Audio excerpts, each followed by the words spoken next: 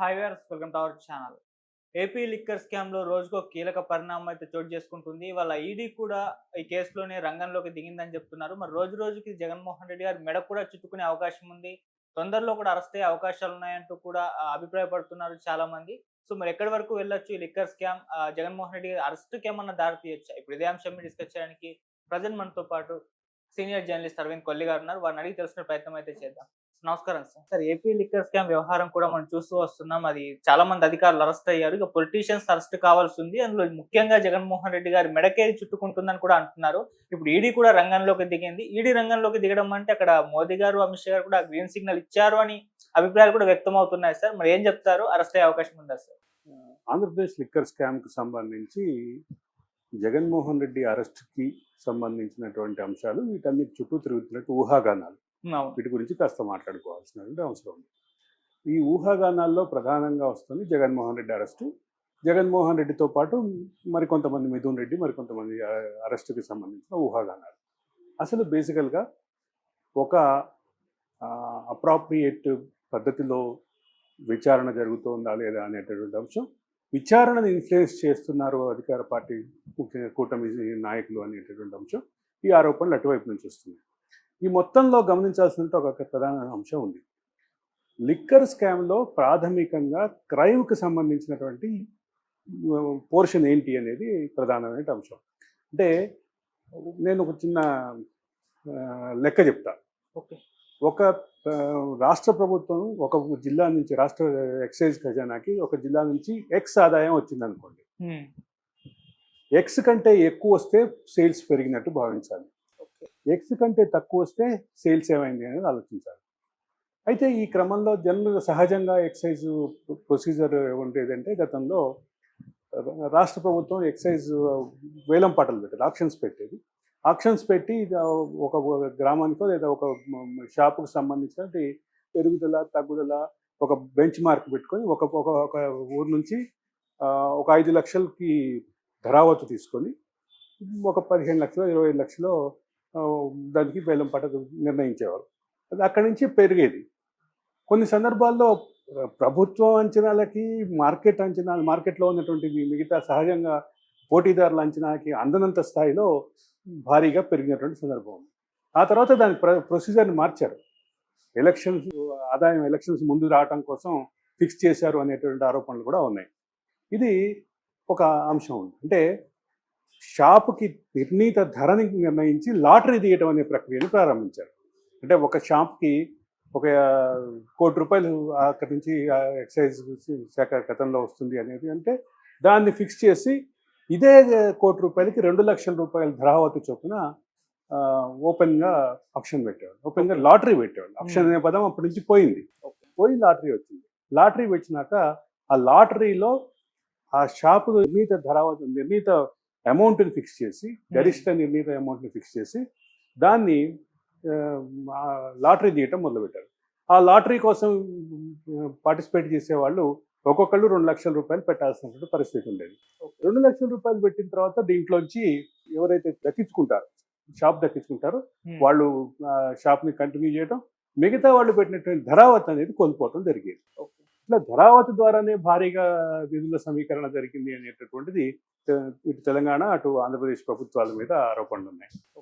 ఆరోపణలు ఉండటంతో పాటు ఈ ఈ అంశం చుట్టూ రకరకాల అంటే ఫిక్స్ చేసే క్రమంలో లాటరీలో ఎవరిని వేయకుండా కొంతమంది బెదిరించారనేటువంటిది ఒక ఆరోపణ అయితే, ఒకటే షాప్ కోసం ఒకటే కుటుంబం నుంచి 30-40 మంది, అంటే ఒకటే సిండికేటో లేదా ఒకటే కుటుంబం నుంచి, ఒకటే వ్యాపార కూటమి నుంచి 30-40 మంది, కొన్ని చోట్ల 70-80 మంది వేయాల్సిన పరిస్థితి ఉంది.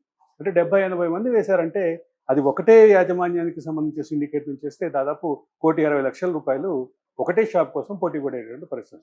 రాష్ట్ర ప్రభుత్వానికి సరైనటువంటి నికర ఆదాయం వచ్చింది, అది ఓకే. కానీ అదే సందర్భంలో ఈ రకమైనటువంటి వ్యాపార ప్రక్రియ ఏదైతే ఉందో, ఈ ప్రక్రియను బ్రేక్ చేస్తూ జగన్మోహన్ రెడ్డి అధికారంలోకి వచ్చిన కొత్తలోనే ఆయన ఒక పాలసీ తీసుకొచ్చారు. ఎక్సైజ్ పాలసీ క్యాబినెట్లో నిర్ణయం తీసుకున్నారు. ప్రభుత్వం మాత్రమే షాపులు నిర్వహిస్తుంది అని చెప్పి ఒక ప్రక్రియ స్టార్ట్ చేశారు. ప్రభుత్వం మాత్రం షాపులు నిర్వహించడం అంటే, ప్రభుత్వం షాపులు నిర్వహించడం బయటికి చూస్తే చాలా అద్భుతమైనటువంటి కార్యక్రమంగా కనిపించింది. కానీ ఇక్కడ జరిగినటువంటి మాల్ ప్రాక్టీస్ గురించి ఏదైతే ప్రచారం వచ్చిందో, ఏదైతే ఈ అంశంపై రకరకాల విషయాలు వెలుగులోకి వచ్చినాయో వాటన్నిటిని పరిశీలించి చూస్తే ఒక ప్రధానమైన అంశం గమనిస్తున్నాం. ఒక ప్రాంతంలో ప్రభుత్వం మాత్రమే షాప్ ఉంటుంది. ప్రభుత్వం షాపు గతంలో ఉన్నటువంటి షాప్ కంటే అంటే ఏపీ బ్రూవరీ కార్పొరేషన్ సప్లై చేసినటువంటి మద్యాన్ని మాత్రం అమ్మాల్సిన పరిస్థితి. అంటే ఇంకా మొత్తం ప్రభుత్వమే ఉంది. ఏపీ బ్రూవరీ కార్పొరేషన్ ప్రభుత్వాందే, అమ్మే షాపు ప్రభుత్వాందే. అమ్మే షాపుకి సంబంధించినటువంటి supply chain AP brewery corporation నుంచి ఆ షాపుకి తీసుకొచ్చే ట్రాన్స్పోర్టు ప్రభుత్వాందే. ఇవన్నీ ప్రభుత్వాన్ని కదా, ఇక్కడెక్కడ ఏమీ లోపం లేదు అనేటటువంటి చర్చ ప్రధానంగా జరిగింది. అయితే మతలబ్ అంతా ఇక్కడే ఉంది. ఆంధ్రప్రదేశ్ బ్రూవరీ కార్పొరేషన్ కొంత నిల్వని సప్లై చేస్తే, కొంత సేల్స్కి సంబంధించినటువంటి అవసరాల కోసం కొంత అంటే కొంత మొత్తంలో సప్లై చేస్తే, అంతకంటే ఎక్కువ మొత్తంలో బయట నుంచి డైరెక్ట్గా బ్రూవరీ కార్పొరేషన్ నుంచి కాకుండా డైరెక్ట్గా చేశారు, డైరెక్ట్గా సప్లై చేశారు అనేది ప్రధానమైనటువంటి ఆరోపణ. ఇది ఇది బహిరంగంగా జరిగినటువంటి ప్రచారం. దీని వెనక వాస్తవాలను తేల్చాలి అని చెప్పి సిట్ని ఏర్పాటు చేయటం, ఆ తర్వాత రకరకాల విచారణ సంస్థలు ఇన్వాల్వ్ అవటం, వీటన్నిటి నేపథ్యంలో దాని మీద కొన్ని అనుమానాలు వ్యక్తమైనాయి.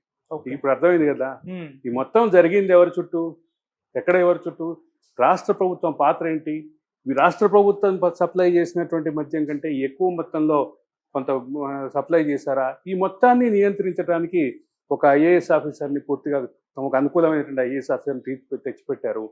దాంతోపాటు రాష్ట్రంలో ఉన్నటువంటి ఏదైతే బ్రూవరీస్ ఉన్నాయో, డిస్టిలరీస్ ఉన్నాయో, వాటిని మొత్తాన్ని బెదిరించో లేదంటే మరో రూపంలోనో వాటి మొత్తాన్ని వీళ్ళు అదుపులో పెట్టుకున్నారు. రాష్ట్ర ప్రభుత్వ అనుకూలమైనటువంటి ఒక టీం ద్వారా ఇదంతా జరిగింది అనేది విమర్శ. ఇప్పుడు ఇంత విన్న తర్వాత ఇది గనక విచారణ సంస్థల విచారణలో ఇదే రకమైనటువంటి అంశం తేలితే, ఒకటి మనకు కనపడేది ఏంటి, బ్రూవరీ కార్పొరేషన్ ద్వారా వచ్చిన మద్యంతో పాటు డైరెక్ట్గా డిస్టిలరీస్ నుంచి కొంత మద్యాన్ని సప్లై చేశారు, అది రాష్ట్ర ప్రభుత్వ అధినేతల కనుసన్నల్లో జరిగింది అనేది ప్రధానమైన. ఇక్కడ మతలబ్ అంతా ఇక్కడే ఉంది అనేది విచారణ సంస్థలు అభిప్రాయపడుతున్నాయి. ఈ మొత్తంలో జగన్మోహన్ రెడ్డి పాత్ర ఏంటి, వాసుదేవరెడ్డి పాత్ర ఏంటి, జగన్మోహన్ రెడ్డికి కజిన్స్ అయినటువంటి మరొక ఇద్దరు పాత్ర ఏంటి, వీళ్ళిద్దరూ ఇదే అంశంలో ఆఫ్రికాలో ఉన్నటువంటి కొన్ని దేశాల్లో వ్యాపారం చేశారు. ఆ వ్యాపారం చేసిన క్రమంలో వాళ్ళు దాన్ని కొంత అక్కడ మతలబు జరిగింది, అందుకే ఆ దేశాలకి ఎంట్రీ లేనటువంటి పరిస్థితి ఉంది కదా ఆ ఇద్దరు జగన్మోహన్ రెడ్డి కజిన్స్కి అనేది ప్రధానమైనటువంటి రాజకీయపరమైన విమర్శ.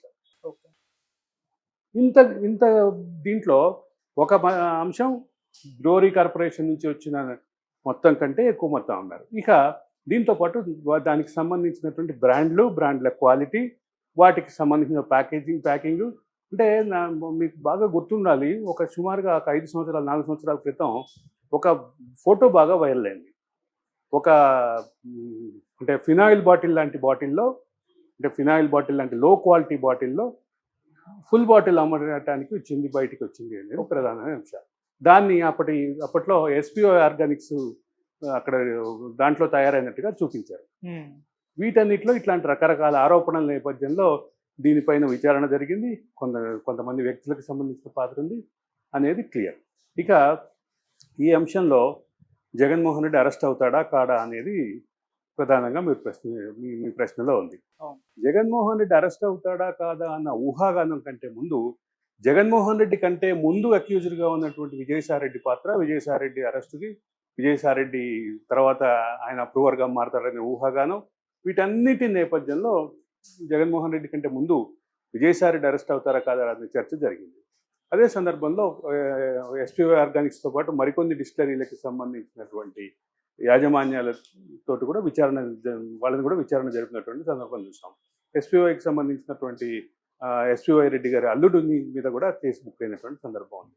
ఈ మొత్తానికి సంబంధించినటువంటి చర్చలో ఇప్పుడు మీరు అన్నటువంటి అంశం ఒక పక్కన ప్రశ్నార్థకం అయితే, మరొక సందర్భం విజయసాయిరెడ్డి ఏ రకమైనటువంటి నిర్ణయం తీసుకోబోతున్నారు, అప్రూవర్గా మారుతారా, అరెస్ట్ అవుతారా అరెస్ట్ అయ్యి అప్రూవర్గా మారతారా, లేదా డైరెక్ట్గా కోర్టులోనే అప్రూవర్గా మారతారనే చర్చ కూడా ఉంది. ఓకే. ఇన్ని చర్చల నేపథ్యంలో ఇప్పుడు నేను లేవనెత్తినటువంటి ప్రశ్నలన్నిటికీ సమాధానం భవిష్యత్తులోనే కనపడుతుంది. రాజకీయ మంత్రాంగం ఎటు దిప్పుతుంది ఈ కేసుని అనేది ఒక ప్రధానమైన అంశం. అయితే జగన్మోహన్ రెడ్డితో మాత్రమే కాదు, జగన్మోహన్ రెడ్డికి మాత్రమే సంబంధించినటువంటి విషయం కాకుండా మరికొంతమంది వ్యక్తులు, మరికొంతమంది అంటే నాయకుల పాత్ర కూడా దీంట్లో ప్రశ్నార్థకంగానే ఉంది. కాబట్టి ఏం జరుగుతుంది అనేది ఒక పక్కనుంటే, మరో పక్క జరుగుతున్నటువంటి అంశాల్లో జరుగుతున్న రాజకీయ సమీకరణాలు, పునరేకీకరణలు ఇవన్నీ కూడా కీలకంగానే ఉన్నటువంటి పరిస్థితి ఉంది. సార్, ఆల్రెడీ విజయసాయి రెడ్డి గారు అప్రూవర్ గా మారినట్టుగానే కనిపిస్తుంది ఆయన వ్యవహార శైలి చూస్తుంటే. అండ్ అటుపక్కేమో జగన్మోహన్ రెడ్డి గారు ఈయన గురించి, విజయసాయి రెడ్డి గురించి ఒక పోస్ట్ కూడా పెట్టారు. కూటమి ఇతన్ని కొనుక్కుంది, నా వైపు అంటే నన్ను అరెస్ట్ చేయించే దిశగా ప్రయత్నాలు చేస్తుంది అన్నట్టు ఆయన ఒక ట్వీట్ కూడా చేస్తారు. సో దాన్ని ఏ విధంగా చూడొచ్చు? ఒకటైతే క్లియర్, జగన్మోహన్ రెడ్డి చేసినటువంటి విమర్శలతో పాటు అంతకంటే ముందు విజయసాయి రెడ్డి చేసినటువంటి ట్వీట్ని కూడా ప్రస్తావించాలి. నేను ప్రశాంతంగా నా పని చేసుకుందాం, నా పని నేను చేసుకుందాం అనుకుంటుంటే మీ అనుకూలు మీ పక్కన ఉన్నటువంటి వాళ్ళు నన్ను ప్రశాంతంగా ఉండనియట్లేదు జగన్మోహన్ రెడ్డి గారు. దాంతోపాటు నన్ను రెచ్చగొడుతున్నారు, నన్ను రెచ్చగొట్టి ఏదో రాజకీయ అడ్వాంటేజ్ తీసుకోవడానికి వాళ్ళు ఏదో ఎక్స్పెక్టేషన్స్తో ఉన్నారు. ఇది కూడా కాదని నేను సత్యం. జగన్మోహన్